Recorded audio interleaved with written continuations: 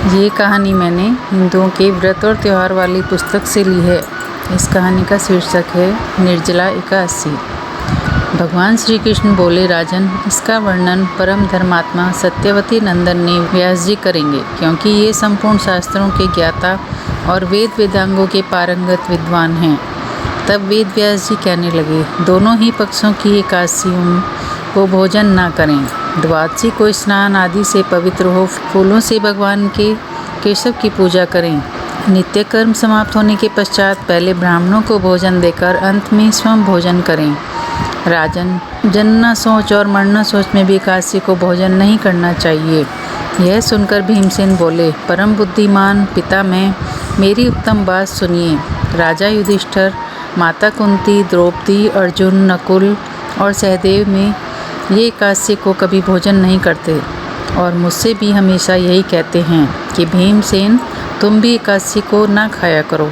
किंतु मैं इन लोगों से यही कह दिया करता हूँ कि मुझसे भूख नहीं सही जाएगी। भीमसेन की बात सुनकर व्यास जी ने कहा, यदि तुम्हें स्वर्गलोक की प्राप्ति अभीष्ट है और नरक को दूषित समझते हो तो दोनों पक्षों की एकादशियों को भोजन ना करना।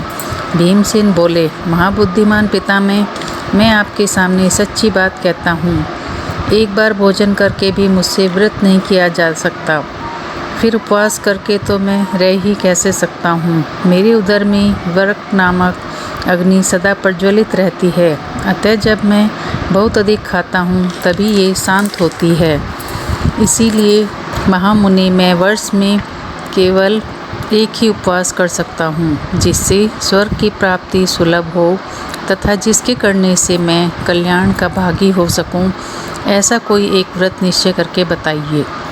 मैं उसका यथोचित रूप से पालन करूंगा। व्यास जी ने कहा, भीम, ज्येष्ठ मास में सूर्य वृष राशि पर हो या मिथुन राशि पर शुक्ल पक्ष में जो एकादशी हो, उसका यत्नपूर्वक निर्जल व्रत करो। केवल कुल्ला या आचमन करने के लिए मुख में जल डाल सकते हो। उसको छोड़कर किसी प्रकार का जल विद्वान पुरुष मुख में न डालें, अन्यथा व्रत भंग हो जाता है। एकादशी को सूर्योदय से लेकर दूसरे दिन के सूर्योदय तक मनुष्य जल का त्याग करे तो यह व्रत पूर्ण होता है। तदंतर द्वादशी को निर्मल प्रभात काल में स्नान करके ब्राह्मणों को विधि पूर्वक जल और स्वर्ण दान करें।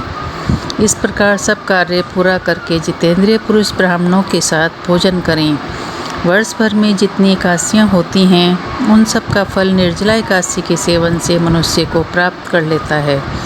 इसलिए इसमें जरा भी संदेह नहीं है।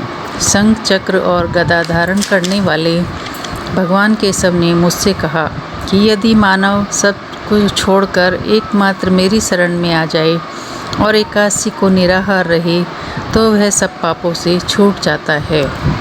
जय श्री कृष्ण।